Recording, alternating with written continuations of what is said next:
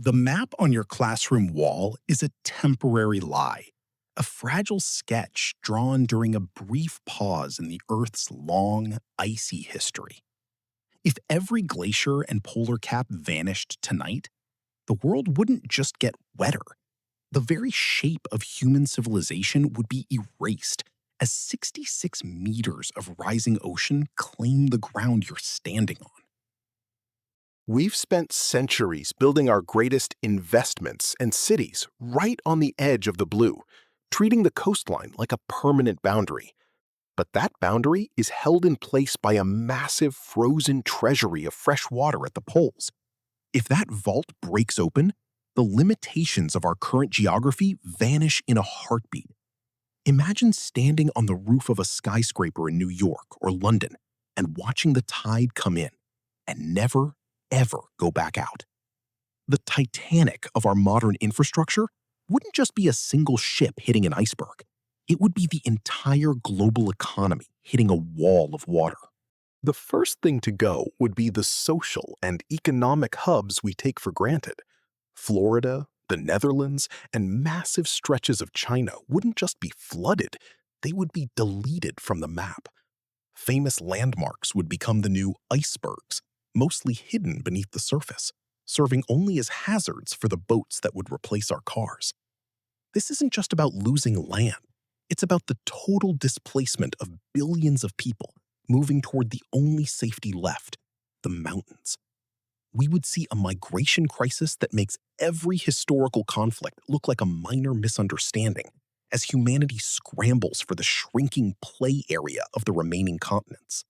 But the real technicity of the disaster happens where you can't see it, in the chemistry of the water itself.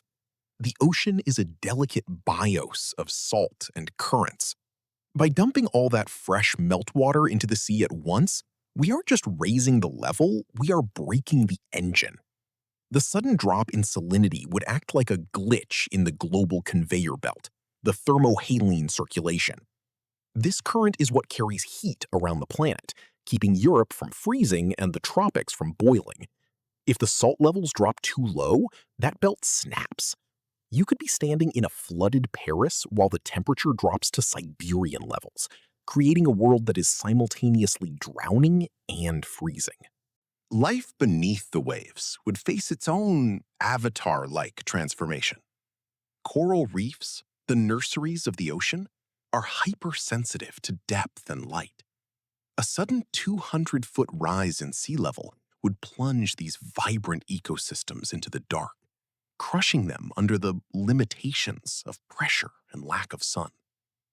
The biohearts of the ocean's food chain would stop beating, leading to a collapse of the fisheries that billions of people rely on for survival.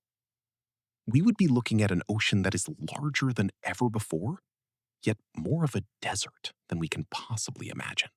In this new world, intelligence would be measured by how fast a society can adapt to a vertical reality. We would have to abandon the windows and hardware of our old cities and build entirely new technologies for floating civilizations. Our history would become a series of save files trapped in underwater museums, and the businessman of the future would be focused entirely on water reclamation and floating agriculture. The physical level of human existence would be permanently shifted, forcing us to realize that we were never the masters of the earth. We were just guests of the ice. As the centuries pass, the manifestation of consciousness that we call humanity would have to find a new way to live in harmony with a planet that has no white at the top or bottom.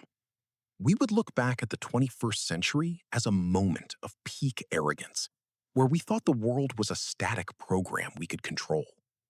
The luck of having a stable climate would be revealed as the ultimate luxury, one that we spent like it was infinite. The ice isn't just frozen water, it's the structural support for the world as we know it.